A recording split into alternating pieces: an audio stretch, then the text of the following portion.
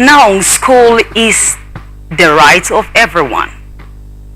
And in a situation that we have gotten to this level due to the economic situation in Nigeria, because I mean, people just feel that they need to hike prices and things to be able to settle, to balance the business.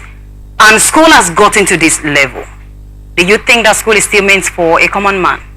Well, thank you for having me one more time.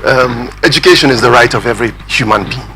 First off, it's one of your fundamental human rights.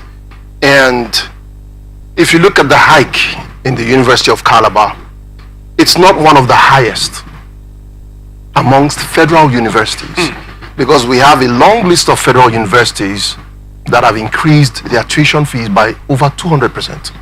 University of Maiduguri is there, University of Uyo is there, and the list is endless.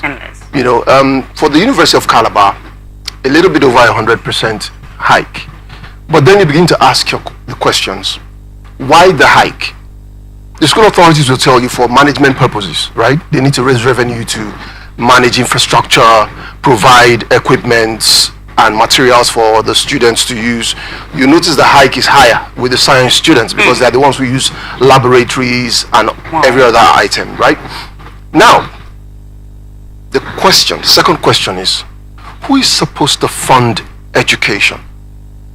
This is taking into cognizance the fact that federal universities are supposed to be subsidized because they are being funded or supposedly funded by the federal government.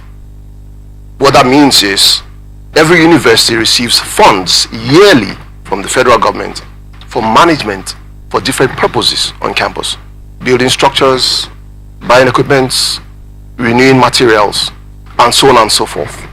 So why are the students who are supposed to be enjoying the subsidy being taxed? Now that is what it's supposed to be, but I mean, when the federal government asked them to pay a kind of revenue, they came up to say that the federal government, in quotes, people have it in mind that they are the one that's supposed to fund this fees, but as it stands now, they are not doing anything according to what schools stakeholders, university stakeholders actually say. Which is part of the reason why ASUU has been having incessant and unending strikes. It's one of the major reasons why.